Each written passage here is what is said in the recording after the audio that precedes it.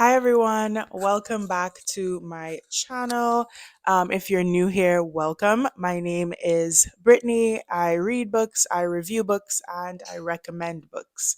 I'm holding my tiny mic today because why not? Let's do it. Let's see what it sounds like. I'm not holding up the book as much as I usually do, like in my other videos, just because I'm recording on my front camera and the book is going to be flipped like inverted anyway, so might as well just make use of my hands in a different way.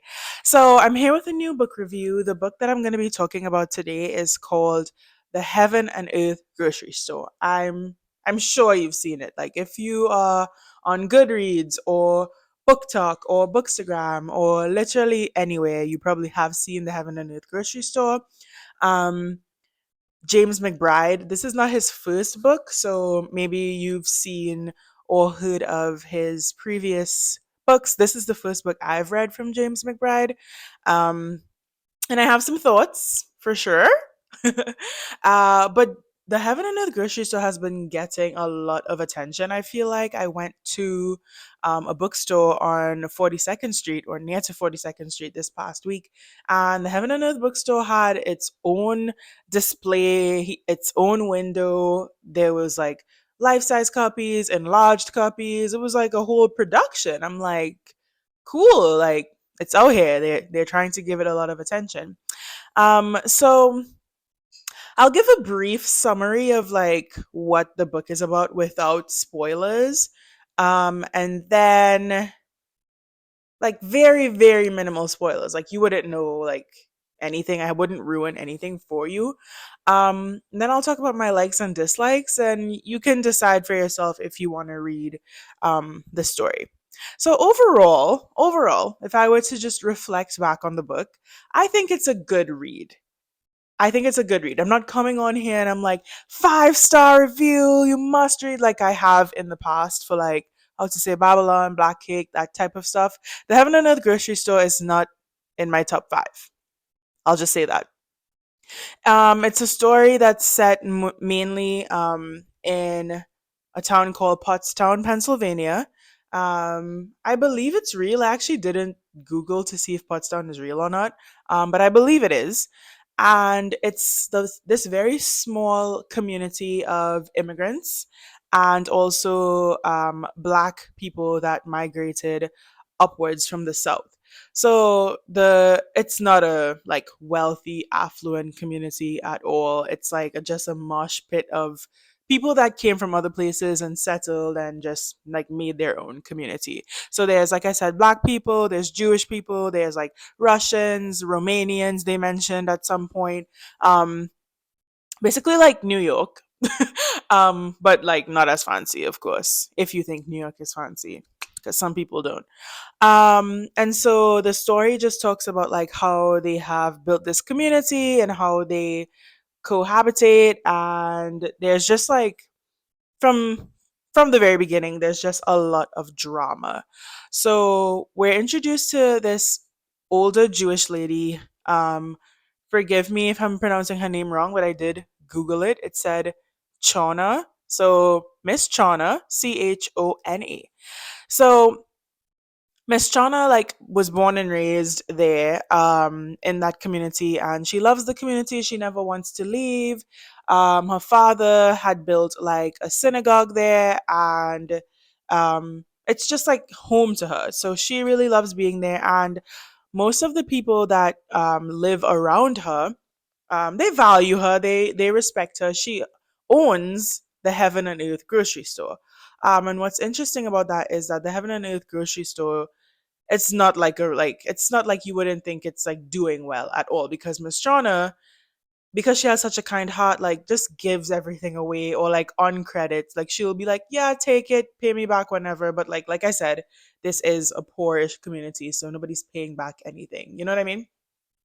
So yeah, she loves the people in the community. They respect her. They love her, regardless of their race or social status, all that good stuff.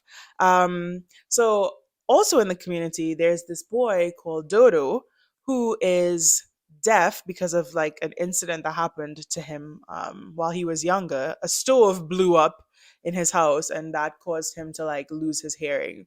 Um, and in the book, his mom passes away, so he's and they never mentioned his father, so he's now like an orphan basically. And in the book, whenever, well, I think this is in general, it's not like just specifically to the book, but when a child doesn't have like parents, obviously the state has to step in.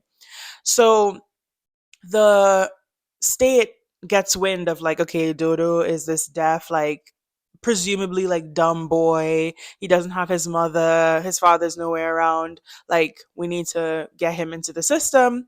And so Miss Shauna is like, no way, like we'll keep him, like we'll make sure he is like good and taken care of. Miss Shauna's husband, um Moshe, or maybe some people say Moshe. Moshe he also has like another company, and he works with like the black people in the community. And the a couple of the people that work with him, um one of the guys specifically is the deaf boy's uncle. But I don't know why, like the state would still need to try to take him if he has like an uncle and an aunt that could take care of him, but whatever, that was the case. So Miss Shauna and black people in the community decide to like come together and hide Dodo, as like they keep sending people from the state to like drive around and look and see what's going on. So they try to hide him in her basement, and then like if people come by, she'll like send him to the neighbor's house to like play with the other black kids that's there, so he'll kind of like blend in, and they wouldn't really be able to tell.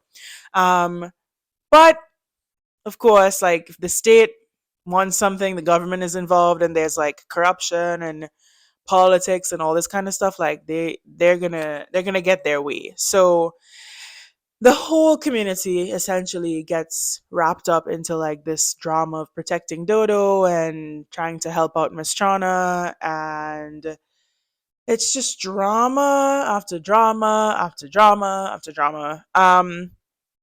The book addresses like some relevant things. Like I want to say like there have been um in the book there's talks about like children with disabilities, obviously, because like I said, Dodo was deaf. There's like sexual abuse going on, there's racism, there's poverty, there's all these things, but not really like super in depth. It's just like depth, it's just like that's just what some of the topics were. Like it's not like the book is like trying to like give you this overall like deeper understanding of why these things are or how we can change it, like that kind of thing. It's just like it's mentioned. Um so I think let me get into the things that I liked about this. So that's the summary. I literally can't say more than that without doing spoilers. So the main thing that hooks you is that like the story is entertaining and there's a lot of drama, and you want to see it through to the end to see what happens with Dodo, and you want to see if the community can pull off this feat of like protecting this boy from the state. That's basically it, with 100 million pieces of drama happening at any given moment.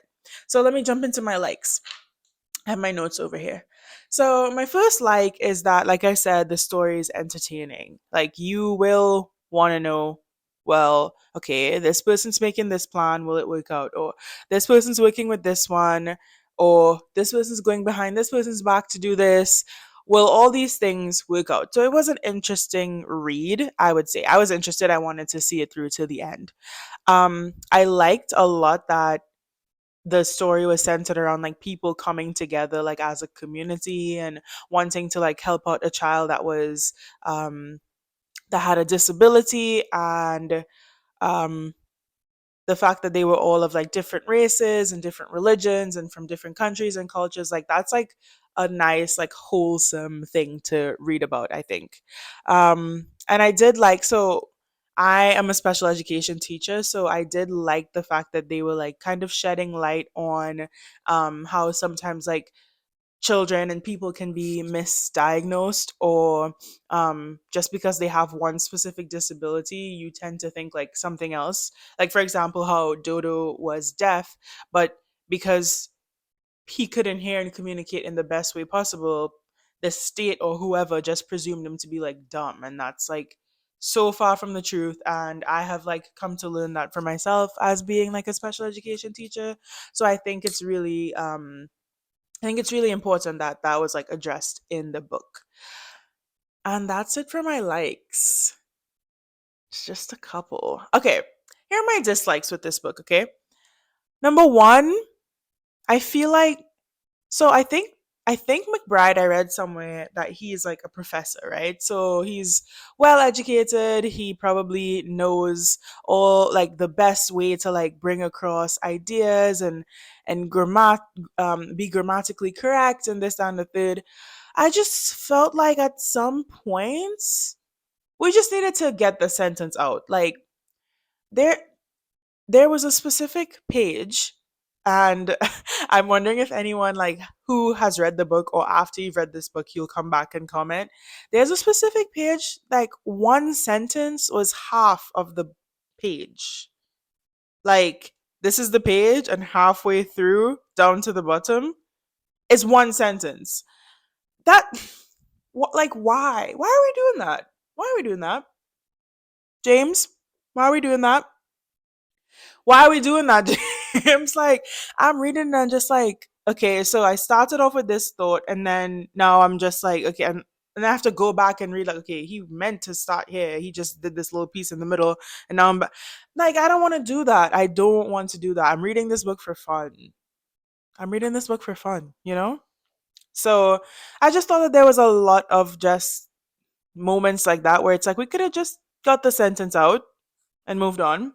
And then when I was done with the book, I went to Goodreads because you got to see what other people are saying. And people were like, yeah, yeah, people were on the same page as me. The next thing I will say is that there were at least 625 characters in this book. Minimum, period, minimum. Why? Why? Why? And on what makes it worse, because if there's 625 characters and each of them are like important, then I could see, you know what I mean? But there were 625 characters and there's probably like six that like we really needed. I posted like on my Instagram story, like, I really do like this book, but why are there so many characters? Goodreads agreed with me. There were so many people, and what's even more annoying is that by the end of the book, like some of them like disappeared. Like we were like I was like, oh wait, whatever happened to that guy that they were making like such a big deal about? Or whatever happened to this person? You know what I mean? Like they made them seem like they were gonna be like such a not they. James made it seem like this person was gonna be like so monumental or whatever. And then they just like kind of disappeared into like the story. I feel like a lot of time I think a lot more time should have been spent developing the stories of like the six people that we like really cared about. And we could have done with like some of those extra ones.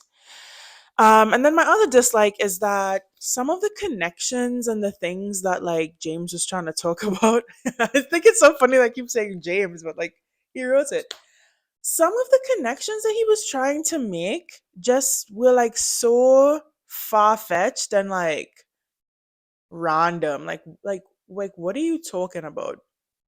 So without giving anything away, there was a point in time when Miss Chona was in the hospital, and she was kind of like in and out of like a coma kind of thing, and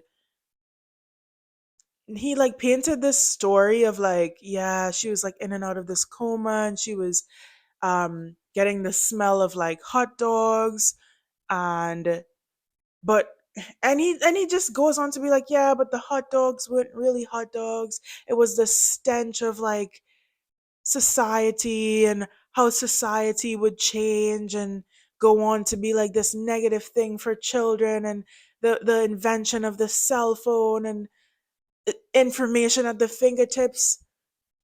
And when I was reading it, I was like, interesting. But then by the end, and I went on and I read some reviews, and other people were like, "What the hell was he talking? Like, what did it have to do with anything? Like, it was just such a reach and just, I don't know. I think he wanted to like be deep and address things not directly, but kind of like in narrative form. And ultimately, we could have done without it. We could have done without it for sure. We could have done without it.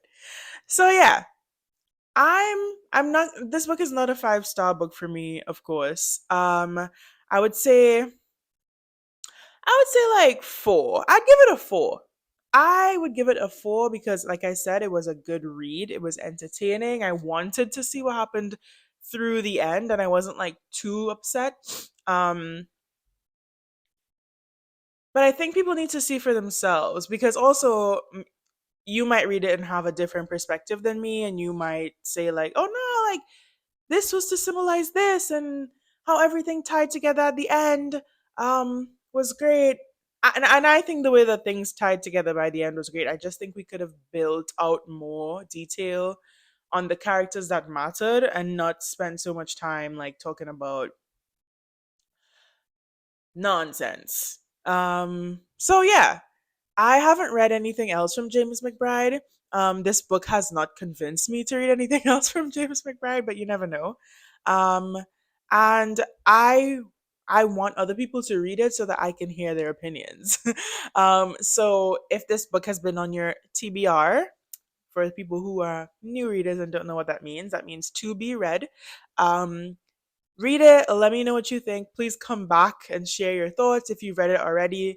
Let me know. And then you also know the little nuances and the spoilers that I didn't talk about. So you could kind of like give me your take on that. Um, Overall, not my favorite book, but to each their own. And that is my review of the Heaven and Earth grocery store.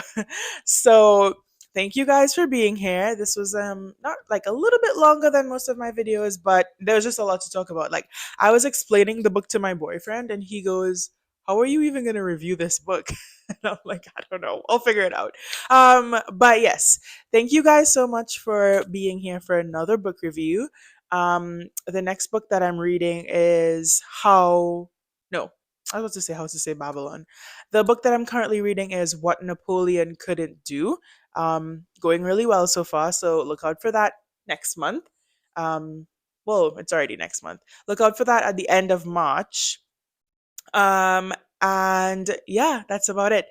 Thank you, thank you, thank you. Don't forget to share this video with a friend or someone that you know that's trying to get into reading. If you haven't subscribed already and you're here for the first time, please, please, please subscribe. And I will see you in the next video. Bye.